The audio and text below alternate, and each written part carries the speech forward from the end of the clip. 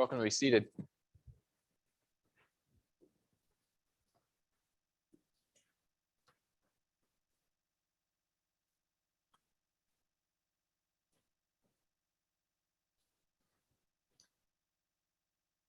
Do a person's life conditions reflect God rewarding or punishing them? This question has been responded to and worked with all through the Hebrew scriptures. You see it with Moses and the people in the wilderness. You see it in the book of Ecclesiastes. I see it especially strongly in the book of Job and the story of his life and whether the hurts of his life are from God or not. Despite a great weight of rebuke against this idea that you can tell God's favor by your circumstances, the idea has persisted. The reading from Paul, who is writing after Jesus' teaching, is ambivalent again on the subject. Oh, God punished these people in the wilderness, but also God won't give you more than you can handle. He is still wrestling with it. And clearly it was a question alive in Jesus' community where one day some people hung it out there for Jesus. They didn't actually ask a question. They just said, hey, Jesus, you know those Galileans, incidentally, your people, Jesus, who were offering sacrifices and then Pilate murdered them all? You know them?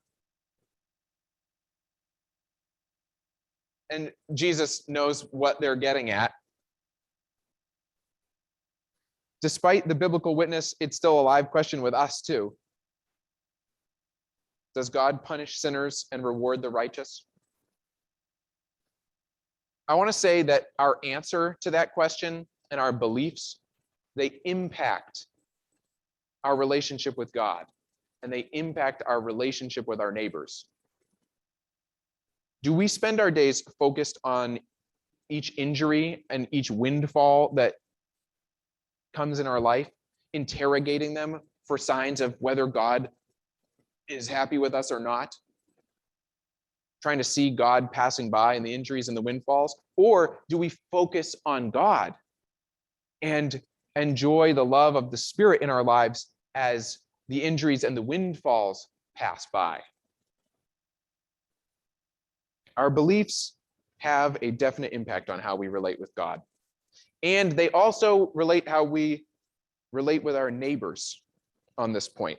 If we think that suffering is a condition of the world and not a punishment from God, then I think we'd naturally be comfortable defying the suffering. I wondered on this point, how might a belief that disease is a natural thing and from the world be connected to the fact that when the pandemic came, 97% of churches went to full remote worship for a while. Only 3% of churches had that kind of theology that said, we'll let God decide who lives. Theology functions. If we think that God rewards the good and punishes sinners, I think naturally we would try to join God, help God out there, and be agents of the reward and the punishment in the world. And I was thinking on that and wondering, how might a lingering kind of punishing God theology be connected to America incarcerating way more people than any other country? Even the state which incarcerates the smallest percentage of its residents, Massachusetts, still incarcerates a higher percentage than almost any other country on earth. How could these things be connected? Theology functions. And I wondered how widespread might be the kind of confusion on this point of good for good people and bad for bad people. How widespread might be the ambivalence about this? So I asked a few friends from other cultures, and their responses came in all along the arc of where Jesus takes us in the gospel today.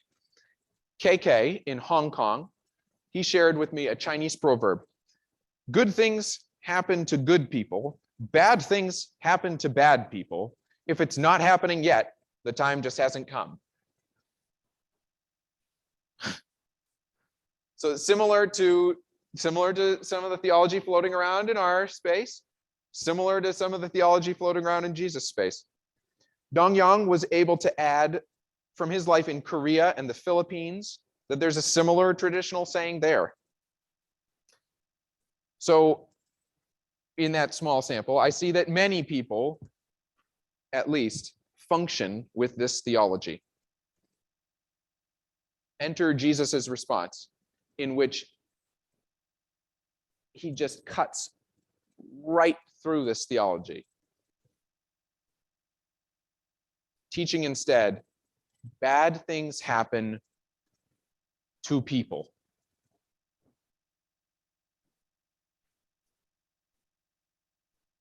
People who are killed violently, like those Galileans whom Pilate slaughtered while they celebrated.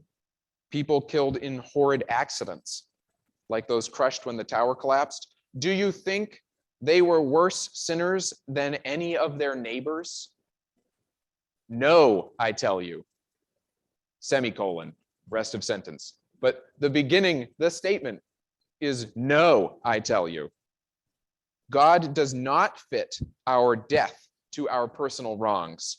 God has not set an equivalence between suffering and personal guilt. Just want to step back and emphasize how thoroughly that overturns the theology, the philosophy, the lifestyle of billions of people on earth. No, I tell you.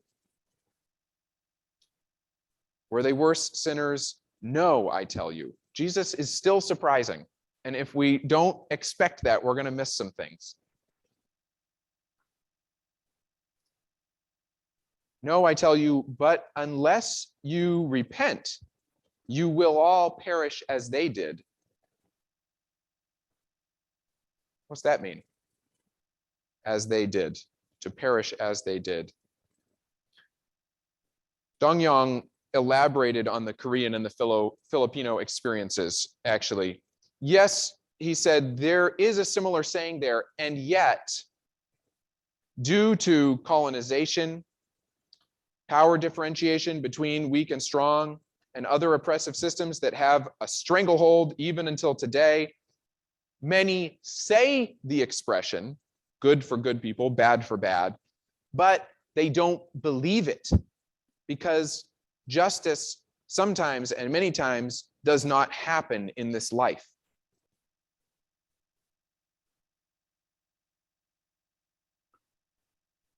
If we're simplistic about our relationship with God, we're not going to grow. Dongyang spoke about people who, even if they still said the simplistic phrase, they were functioning under a different theology, something that had become more complex through their experience. In Korea, there's a concept of, it's called Han, and it doesn't really have it doesn't translate into English, because the Korean people have been through something different than what the English-speaking peoples of the world have been through. But Han is in part an internalized understanding, an intergenerational understanding of the fact that bad people do not always get theirs. The people of Korea really know that at this point. And it's not a reactive theology, Han. It's a passive theology that recognizes this fact. And so you have to live on despite worldly hurts. You see, theology functions.